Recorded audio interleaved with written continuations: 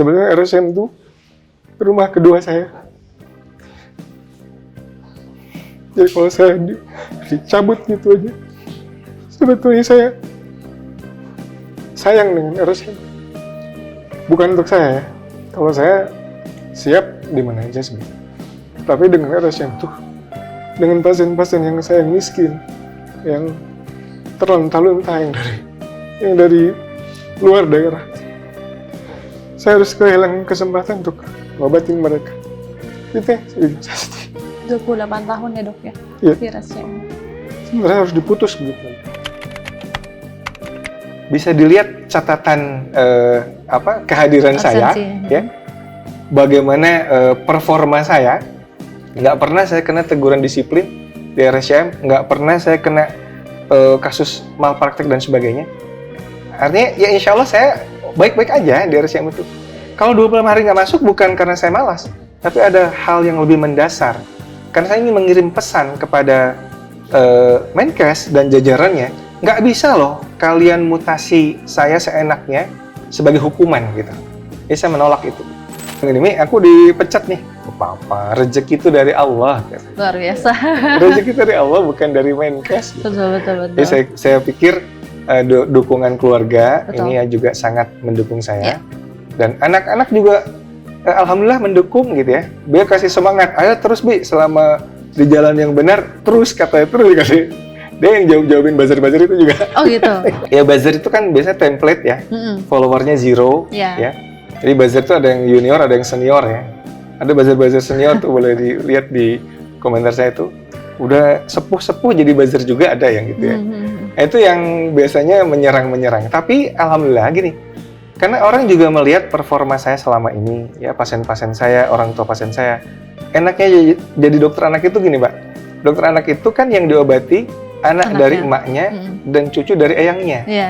Jadi biasanya kompakan, emak dan eyangnya itu belain gitu. Kalau dokter anaknya diapa-apain. Nah itu yang terjadi bersama saya. Jadi tanpa mengerahkan buzzer, si buzzer itu diserang sendiri oleh netizen yang belain saya gitu. Ya, netizen real sebetulnya. Ini yang mungkin unik. Kalau hati-hati kalau nyerang dokter anak gitu.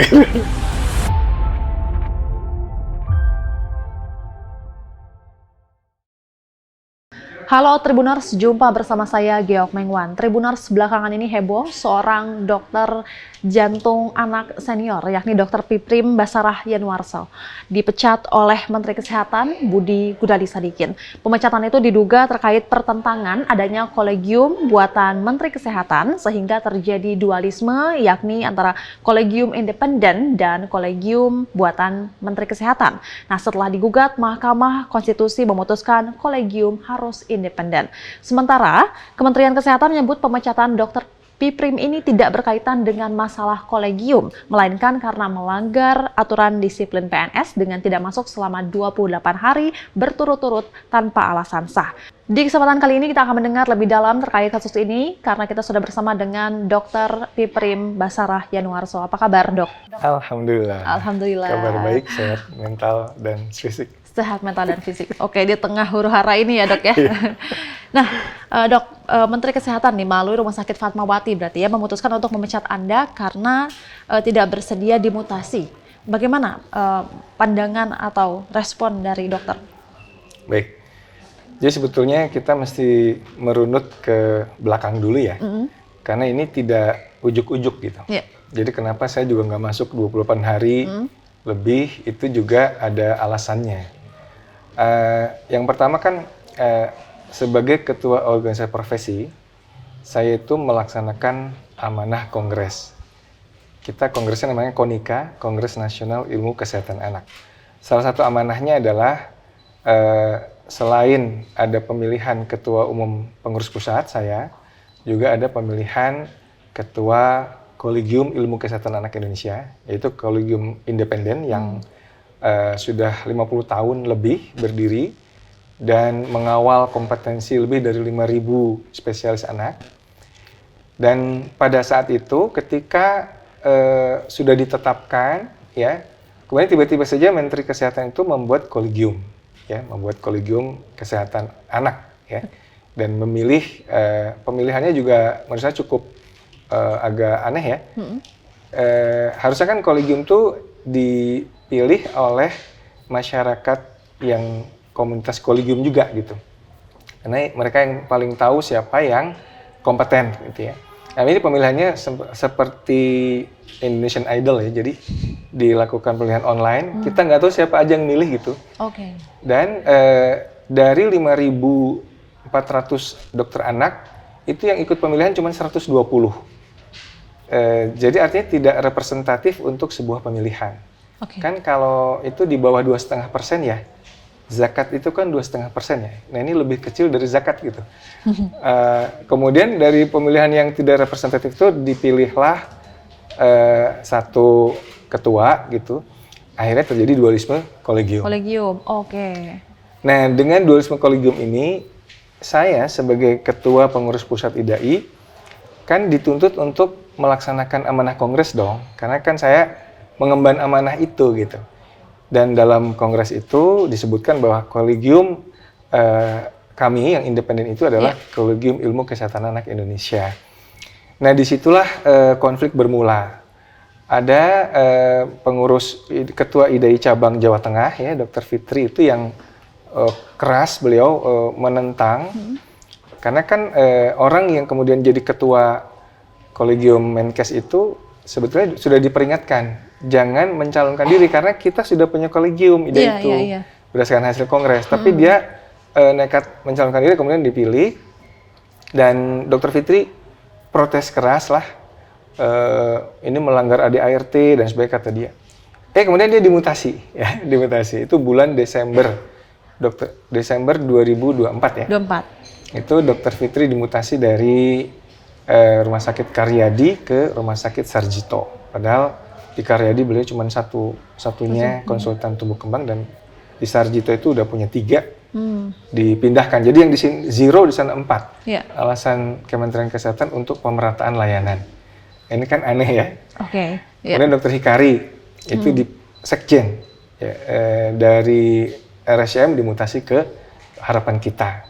Itu juga cukup aneh, mendadak. Dan tiba-tiba saja akun prakteknya Dr. Hikari itu diblokir. Dia nggak bisa lagi praktek di sini, walaupun di RSCM swasta. Nggak bisa diblokir. Oke. Jadi yang kena tadi Ketua IDAI Cabang Jawa Tengah, tuan rumah Konika itu, kemudian Sekjen. Sekjennya. Itu Desember ya. Nah kita kemudian kan bergulir terus, karena dualisme itu dari Kementerian Kesehatan juga inginnya kita itu masuk ke sana aja, kolegiumnya sementara kita juga tetap bertahan. Akhirnya bulan Februari itu saya dipanggil senior saya ya, Profesor Rinawati. Beliau termasuk salah satu dokter anak yang sangat dekat dengan Pak Menkes. Nah beliau mungkin sayang dengan saya ya, jangan sampai saya ada apa-apa gitu ya maksudnya. Beliau membocorkan satu informasi dari Dirjen, ya saya nggak usah sebut Dirjen siapa. Tapi dia katakan, Prim, ini situasinya gawat, Prim. Kamu itu udah ditandain katanya. Kalau kamu terus-terusan nggak mau bantuin kolegiumnya Menkes, buatan Menkes, kamu akan dimutasi loh, gitu. Nah, saya bilang, loh kenapa saya jadi korban mutasinya? Orang saya itu melaksanakan amanah kongres, bukan maunya saya sendiri, gitu. Ya pokoknya saya ngingetin aja deh, gitu. Nah ternyata kejadian. Jadi sebelum kejadian bulan April itu keluar, saya tahu dari capturean WA group ya, bahwa nama saya itu ada di list yang dimutasi ke Fatmawati, tanda tangannya Dirjen Azhar Jaya ya, yang tanda tangan itu. Tanpa adanya pemberitahuan, nggak ada diskusi, nggak ada apa, nggak ada lolos butuh dan sebagainya, tiba-tiba harus pindah gitu, segera pindah gitu ya. Nah disitulah kemudian saya menolak, ya saya menolak. Nah ketika capturean WA itu beredar kemana-mana, Dr. Rizky Adriansyah, Ketua IDAI Sumut, sekaligus juga Ketua UKK Kardiologi ya, UKK itu kelompok ahli lah, jantung anak, itu membela saya, menulis apa kerugian RSCM FKUI ketika Dr. Piprim dimutasi ke Fatmawati. Karena dia nulisnya cukup pedas. Dia di PHK dari Ada Malik. Jadi korban dari ya semua pengurus inti. Ketua IDAI Jawa Tengah, Sekjen, kemudian saya Ketua Umum, dan Ketua IDI Sumut sekaligus Ketua UKKK juga Dr. Rizky Ardiansyah. Jadi semua empat-empatnya itu pengurus inti, Mbak. Nah, tentang mutasi saya, kemudian disebutkan bahwa alasan bahwa Dr. Prim harus mutasi segera adalah karena di Fatmawati dokternya sudah mau pensiun katanya. Ternyata kan yang pensiun itu dokter dewasa. Dokter jantung anaknya itu murid saya, lebih muda dari saya, dan pensiunnya juga lebih lama gitu ya, masih lama.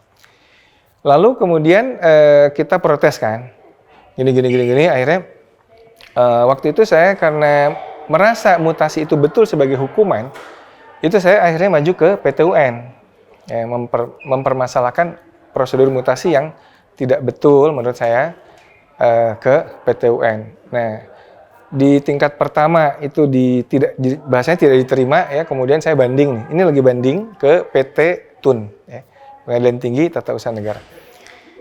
Nah, kemudian sementara itu begitu keluar mutasi itu saya usul kepada Dirut RSCM maupun pihak Fatmawati ya, Dirut Fatmawati. Kenapa harus dimutasi gitu ya? Kalau tujuannya adalah ingin mengembangkan layanan jantung anak di Fatmawati, saya itu dosen masalahnya, dokter pendidik klinis. Murid saya itu ada calon dokter umum, calon dokter anak, dan calon konsultan jantung anak. Sedangkan di Fatmawati itu tidak ada pendidikan dokter anak maupun tidak ada pendidikan konsultan jantung anak. Kalau saya dimutasi gitu kan kasihan murid-murid saya, selain kasihan pasien-pasien saya. Jadi karena dosen pendidik klinik itulah posisi saya bukan sekedar melayani pasien, tetapi juga mendidik dokter-dokter yang nantinya akan ditempatkan di berbagai tempat rumah sakit di seluruh Indonesia. Gitu loh. Jadi ada yang dari Sumatera Barat, ada Sulawesi Tengah, ada dari Bengkulu, ada dari Solo, dari mana-mana ya. Nah, saya tawarkan solusi win-win solution. Bagaimana kalau nggak usah mutasi, tapi saya kasih surat penugasan. 1 atau 2 hari saya di Fatmawati, sisanya 3 hari saya di RSCM. Jadi dua-duanya dapat gitu loh. Nah ini usul saya ditolak ya. Kata Dirut, dok ini sudah given dari atas. Ini tuh udah kita harus mengamankan perintah atasan, bahasanya gitulah dari Dirut ya. Oke. Kira-kira itu ya, jadi saya sudah usulkan win-win solutionnya seperti itu, tapi ditolak, dan saya maju ke PT UN, karena begini, kalau saya mau masuk kerja di Fatmawati, artinya saya kan menyetujui mutasi yang nggak bener ini gitu. Saya ingin mengirim pesan kepada Pak Menkes maupun jajaran direksinya bahwa nggak bisa loh, kita itu ASN diperlakukan semena-mena begitu. Nggak bisa mutasi itu sebagai hukuman. Karena itu ada dalam Undang-Undang ASN, Mbak.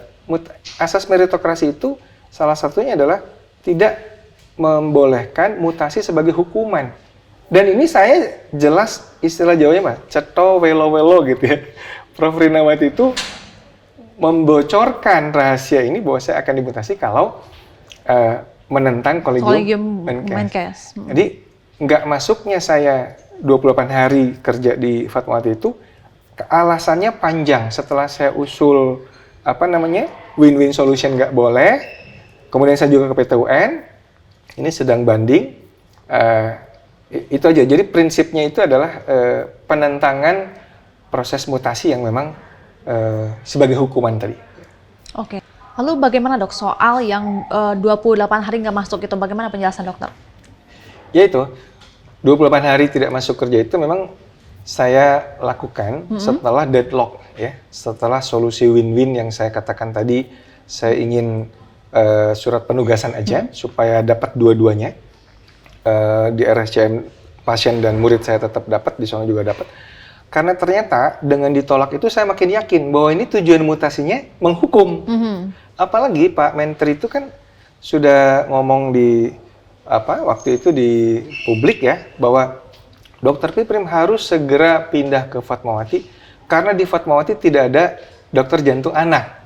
Ini kan bohong gitu. Padahal saya tahu ada Dr. Muhammading namanya di sana. Dia sudah kerja bertahun-tahun di sana gitu. Pak Menteri sampai melakukan kebohongan seperti itu semata-mata memang supaya saya dikeluarkan dari RSCM gitu loh. Jadi karena deadlock, akhirnya saya ke PT UN, maka saya menulis surat karena ini sedang mengurus izin, mengurus pengadilan ke proses hukum, maka izinkan saya selama proses hukum ini berlangsung, saya tetap kerja di tempat asal, yaitu di RSCM. Karena saya tidak mengakui mutasi ke sana itu yang menurut saya cacat prosedur lah gitu kira-kira. Nggak diizinkan. Ya sudah. Jadi tetap walaupun aktivitas saya tetap ngajar murid-murid saya, ya, ujian tetap, ya, bimbingan, tesis dan sebagainya itu tetap saya lakukan sebagai dosen ya. Tapi saya tidak bisa lagi ngajari mereka dalam hal skill karena itu kan harus berdampingan di sisi pasien. Sedangkan kan saya nggak bisa lagi praktek di situ karena DPJP itu nggak bisa lagi di sana. Jadi aktivitas mengajar secara ini masih bisa berlangsung, ya. Tetapi yang untuk skillnya itu jadi saya nggak bisa mengajar. Jadi 28 hari itu memang sebagai konsekuensi dari deadlock-nya itu, dan karena saya masih mengurus di PT UN tadi. Oke, berarti sebenarnya sudah mengajukan izin untuk tidak masuk, tapi tidak diterima begitu ya dok ya?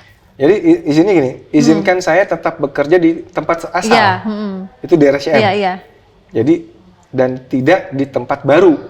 Berarti yang 28 hari ini di tempat baru, berarti ya Fatmawati ya? Tempat baru. Kalau di tempat asal kan saya tetap bekerja. Gitu. Di tempat asal saya tetap bekerja, walaupun fungsinya bukan sebagai DPJP pasien, karena kan udah ditolak gitu. Tapi saya tetap bekerja sebagai dosen ya. Jadi yang 28 hari nggak bekerja, karena saya tidak pernah menginjakkan ke Fatmawati memang. Kayak merasa tidak bekerja di situ, berarti begitu ya dok? Bisa dikatakan seperti itu? Saya tidak melamar ke Fatmawati, mutasinya aja hukuman, kenapa saya harus taat gitu? Saya sedang ngurus ke pengadilan, saya mencari keadilan lewat jalur hukum, ya.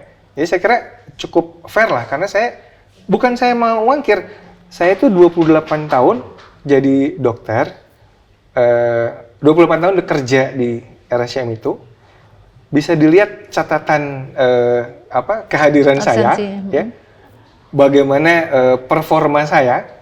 Nggak pernah saya kena teguran disiplin di RSCM, nggak pernah saya kena kasus malpraktek dan sebagainya. Artinya ya insya Allah saya baik-baik aja di RSCM itu. Kalau 28 hari nggak masuk bukan karena saya malas, tapi ada hal yang lebih mendasar. Karena saya ingin mengirim pesan kepada Menkes dan jajarannya, nggak bisa loh kalian mutasi saya seenaknya sebagai hukuman gitu. Jadi saya menolak itu. Gitu. Baik, tadi kan dokter bilang diksinya itu hukuman, tapi bisa nggak sih ini disebut sebagai pembungkaman gitu dari Menkes itu menurut dokter gimana? Ya bisa juga pembungkaman karena kita kan memang, jadi uniknya gini, surat pemecatan saya itu, pemberhentian saya itu keluar 2 hari setelah Mahkamah Konstitusi memutuskan kolegium harus independen, gitu ya. Jadi saya nggak tahu apakah saking keselnya ke IDAI, gitu.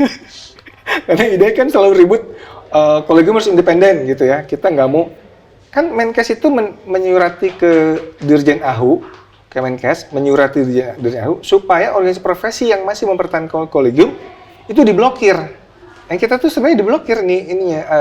Situsnya, situs administrasi organisasi profesi itu diblokir. Nah, itu 2 hari setelah MK itu memutuskan independence kolegium, saya dipecat. Jadi sebenarnya kalau mau dikaitkan ya pasti ada kaitannya lah. Bayangkan yang korbannya itu semua pengurus inti IDAI loh. Kalau mau polanya kan gitu, sama gitu. Hanya teman-teman yang terdahulu ya kayak Dokter Fitri, saya suruh ribut kan, ayo ribut ini nggak benar nih kayak gitu di Karyadi ke Sarjito. Dok, kami itu diancam dok, teman-teman kamu itu diancam nanti STR-nya dicabut dan SIP-nya dibekukan kata gitu. Karena semua itu kewenangan ada di Kementerian Kesehatan. Jadi mereka nggak berani gitu. Nah kalau saya bukan masalah berani apa enggak, tapi masalahnya adalah bagaimana kita menegakkan amanah Kongres tadi. Jadi bukan saya menentang, ini bukan keinginan pribadi saya sebetulnya. Ini saya cuma menjalankan dari amanah organisasi saya gitu. Baik, selain pemecatan ini, apakah ada sanksi mungkin, bukan sanksi ya, lebih seperti ancaman, baik berupa verbal ataupun non-verbal dan sebagainya mungkin kepada dokter? Kalau ancaman langsung sih nggak ada ya, mudah-mudahan nggak ada ya. Tapi paling buzzer aja. Buzzer, media sosial berarti? Iya. Di DM atau komentar, Dok? Di komentar. Di komentar. Ya, biasanya kalau kayak Seperti gitu apa tuh, tuh, Dok? ya buzzer itu kan biasanya template ya, followernya 0, Iya. ya. Jadi buzzer itu ada yang junior, ada yang senior ya. Ada buzzer-buzzer senior tuh boleh dilihat di komentar saya tuh. Udah sepuh-sepuh jadi buzzer juga ada yang gitu ya. Nah, itu yang biasanya menyerang-menyerang. Tapi alhamdulillah gini, karena orang juga melihat performa saya selama ini, ya pasien-pasien saya, orang tua pasien saya. Enaknya jadi dokter anak itu gini, Mbak. Dokter anak itu kan yang diobati anak dari emaknya dan cucu dari eyangnya. Iya. Jadi biasanya kompakan, emak dan eyangnya itu belain gitu. Kalau dokter anaknya diapa-apain. Nah itu yang terjadi bersama saya. Jadi tanpa mengerahkan buzzer, si buzzer-buzzer itu diserang sendiri oleh netizen yang belain saya gitu. Ya, netizen real sebetulnya. Nah, ini yang mungkin unik kalau hati-hati kalau nyerang dokter anak gitu. Oke. Berarti sejauh ini cuma buzzer aja di kolom komentar begitu ya, Dok ya? Ya, mudah-mudahan nggak terjadi yang lain-lain lah. Baik, semoga ya. Semoga ya. Nah, untuk respon keluarga sendiri bagaimana nih, Dok? Karena kan dokter ini terlihat berani begitu ya untuk terkait kolegium ini. Bagaimana respon keluarga? Ya, alhamdulillah istri saya itu mendukung ya. Jadi gini, kata dia, Mas, sebetulnya ya integritas itu sangat penting, gitu ya, kejujuran, ketaatan kepada prinsip-prinsip kebenaran itu sangat penting. Dia bilang, ya udah nggak apa-apa. Aku bilang gini, Mi, aku dipecat nih. Nggak apa-apa, rezeki itu dari Allah. Gitu. Luar biasa. Rezeki dari Allah, bukan dari Menkes. Gitu. Betul. Jadi saya pikir dukungan keluarga ini ya juga sangat mendukung saya. Dan anak-anak juga alhamdulillah mendukung gitu ya. Dia kasih semangat, ayo terus Bi, selama di jalan yang benar, terus katanya, terus dikasih. Dia yang jawabin buzzer-buzzer itu juga. Oh gitu? Oke. Jadi keluarga mendukung ya, Dok ya. Nah, menurut dokter sendiri seberapa penting sih keberadaan kolegium nih di Indonesia yang independen berarti nih? Iya, kolegium itu sangat penting, Mbak. Karena dia adalah mengawal, membuat standar ya bagi satu profesi dokter anak ya. Di pendidikannya itu standarnya seperti apa, kurikulumnya seperti apa, kemudian mengawal kompetensi dari dokter anak itu. Dia harus independen, tidak boleh dipengaruhi. Jadi ketua kolegium itu Profesor Aryono ya, Kolegium Ilmu Kesehatan Anak Indonesia itu nggak bisa saya pengaruhi walaupun saya ketua pengurus pusat, nggak bisa. Jadi kita kalau istilah itu bagaikan dua sisi mata uang gitu, seiring kalau orang profesi adalah ngurusi yang sudah jadi dokter anak, kalau ini yang masih dalam pendidikan. Kita bayangkan kalau kolegium itu kan Kolegium Kesehatan Indonesia itu kan ketuanya Direktur Utama RSCM. Di atasnya kan Menkes. Menkes yang membentuk kolegium itu. Kan itu bisa ditekan.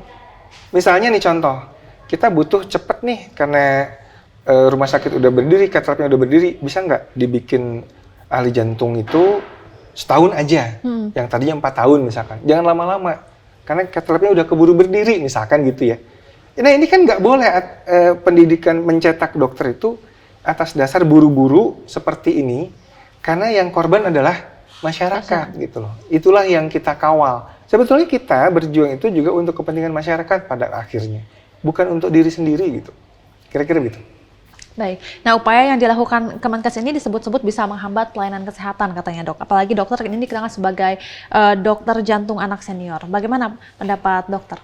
Ya jelas, saya banyak menerima keluhan dari pasien-pasien saya, Dok, saya sekarang susah Dok ketemu dokter gitu ya. Kasihan juga sih pasien-pasien saya itu. Ada yang, dokter gimana ya kalau saya tetap mau tindakannya sama dokter gitu ya. Saya udah nggak bisa Bu, akses saya ditutup gitu kan. Ya udah sabar dulu ya Bu, atau saya rujuk ke senior saya Profesor Mulyadi misalkan. Jadi memang pasien-pasien saya memang kesulitan menemui saya ya untuk mendapatkan pengobatan dari saya, ya, tetapi ya sudah itu saya kira ya pelajaran lah bahwa ketika negara ini kemudian memecat saya, ya sebetulnya mohon maaf ya Mbak, yang kita kerja di RSCM itu pengabdian loh sebetulnya. Kalau ngarepin remunerasinya ya segitu-gitu aja sebetulnya. Tapi kalau kita dipecat karena negara nggak butuh lagi ya bagaimana lagi ya? Yang rugi kan sebenarnya pasien-pasien dan murid-murid saya. Itu aja yang membuat saya juga kadang-kadang agak gimana ya, sedih lah ya, bukan untuk diri saya, Ya. tapi saya sedih untuk pasien-pasien saya dan murid-murid saya itu gitu. Jadi terkacaukan karena kemelut ini. Baik, selain ke PT Tun, apalagi yang dokter lakukan nih untuk kedepannya setelah adanya pemecatan ini, Dok? Ya, setelah pemecatan ini kan saya tetap merasa bahwa ini adalah satu perbuatan yang semena-mena ya. Mungkin untuk pemecatan yang terakhir ini saya akan ke ombudsman ya. Oke. Oke, itu dulu supaya lihat administrasi seperti apa, dan mungkin sementara itu dulu. Secara administrasi mungkin kita akan uruskan, karena 28 hari nggak masuk itu kan ada alasannya gitu. Kalau lihat track record saya, nggak pernah tuh saya nggak masuk lama seminggu tanpa izinnya, nggak pernah gitu. Apalagi 25 hari. Ini kan pasti ada alasannya. Bukan semata-mata pembangkangan atau apa. Harusnya nih pengelola negara itu dengan jernih bisa melihat kenapa sih nih orang gini gitu kan. Harusnya kan tawaran win-win solution tadi dikerjakan gitu. Tapi ini kan deadlock. Ya akhirnya seperti ini. Oke, untuk proses di PT Tun sendiri bagaimana sekarang, Dok? Ini sedang banding. Kita ingin juga nanti menghadirkan amicus curiae dari para guru besar ya, yang menjelaskan bahwa mutasi seorang dokter pendidik klinis itu beda dengan mutasi dokter yang hanya melayani pasien saja, beda dengan mutasi pada seorang tata usaha misalkan ya, pegawai kantoran biasa gitu. Karena dia banyak hal-hal yang harus dipertimbangkan gitu. Jadi ada muridnya di situ, apalagi di FKUI RSCM itu kan ada S1, SP1, SP2. Jadi ada 3 level murid-murid saya yang harus, kalau saya dimutasi paksa begitu aja ketinggalan. Sementara solusi win-winnya ada. Tadi saya udah bilang solusi win-winnya itu kan saya bisa kerja di sana sini gitu. Iya. Bukan dimutasi gitu. Tapi kalau mutasi hukuman, mohon maaf, ini melanggar prinsip ya bahwa mutasi ASN itu memang harus sesuai dengan meritokrasi, nggak boleh jadi hukuman. Oke, dan dengan kasus ini sendiri bagaimana? Apakah mempengaruhi citra dokter atau dunia kesehatan begitu, Dok? Bagaimana pandangan dokter? Kira-kira gimana? Tentunya pasti ada, Dok, karena lihat dari komentar-komentar ya gitu. Ada beberapa masyarakat yang bilang, ya dokter di Indonesia ini seperti tidak dihargai, bisa menjadi alat politisasi, tapi bagaimana menurut dokter sendiri? Gini, sebagai ketua IDAI, saya harus mempertahankan prinsip, Mbak. Jadi apapun risikonya, biarlah saya jadi martir, biarlah saya jadi tumbal gitu. Karena kalau saya nggak kokoh memegang prinsip, nanti teman-teman saya akan banyak yang dimutasi atau dipecat. Biarkan saya yang terakhir yang dipecat, gitu. Jadi nggak apa-apa saya berkorban, nggak apa-apa saya jadi martir, ya. Insya Allah rezeki itu kan dari Allah ya, itu yang keyakinan kami. Tapi yang jelas dengan perbuatan perlawanan saya ini, mudah-mudahan Pak BGS, dirjen-dirjen itu nggak semena-mena lagi kemudian memutasi maupun memecat teman-teman sejawat saya, gitu. Oke, baik. Tapi Dok nih, ini agak sedikit ini ya, mendengar komentar-komentar dari netizen. Ini Dok, kan ada komentar-komentar netizen nih di media sosial terkait kasus ini kan heboh gitu ya, seperti dokter tuh tidak dihargai di Indonesia dan banyak sekali kasusnya. Terus bagaimana kalau misalnya Dokter Piprim keluar negeri aja gitu? Gimana pendapat dari Dokter Piprim? Iya, pertama saya sudah tidak muda lagi ya. Jadi kalau mau kabur aja dulu itu saya kira buat anak muda lah ya. Bukan buat dokter yang udah senior, yang cucunya udah 7 gitu ya. Kan kita banyak pertimbangan ya, nanti repot kangen cucu dan sebagainya. Satu, yang kedua memang ya hidup saya di Indonesia. Ya, hidup saya di Indonesia. Sebetulnya lebih spesifik lagi, saya itu ingin kerja sampai mati di RSCM, sampai pensiun gitu kira-kira. Karena sudah 28 tahun ya, itu kan berat gitu untuk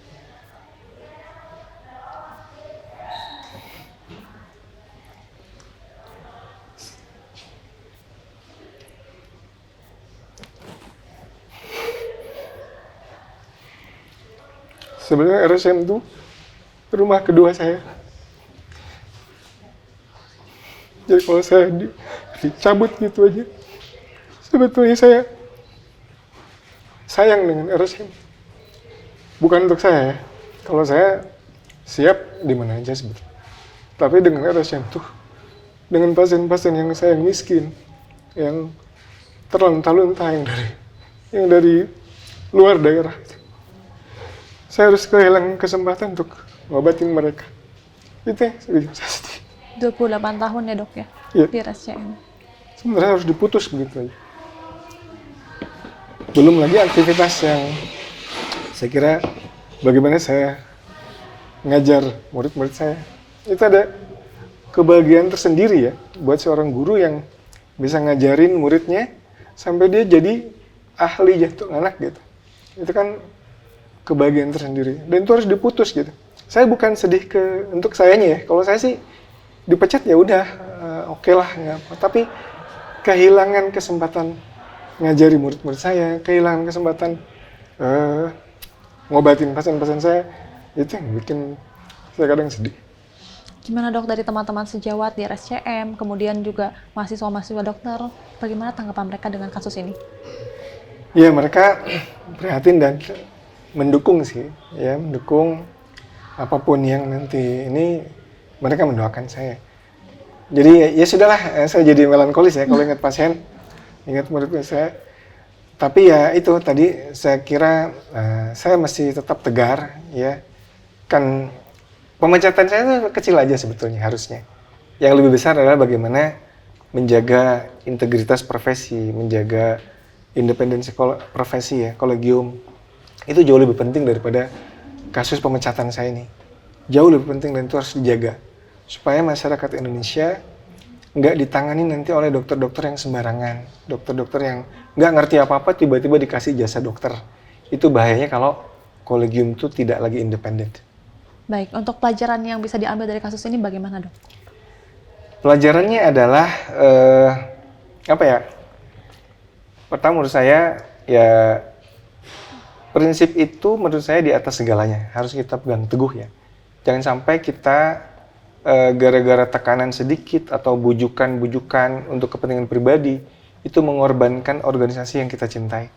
Ya, saya kira keteguhan memegang prinsip itu harus dipunyai oleh seorang organisatoris ya. Jadi saya ingin memberi contoh sebetulnya ke teman-teman saya, ke junior saya, biarlah saya siap jadi martir gitu ya, biarlah saya orang yang terakhir dipecat dari kasus masalah ini supaya tidak ada lagi piprim-piprim lain yang dipecat semena-mena oleh Budi Gunadi Sadikin dan timnya yang saya kira sudah sampai saat ini banyak yang mengalami kezaliman tapi tidak berani bersuara.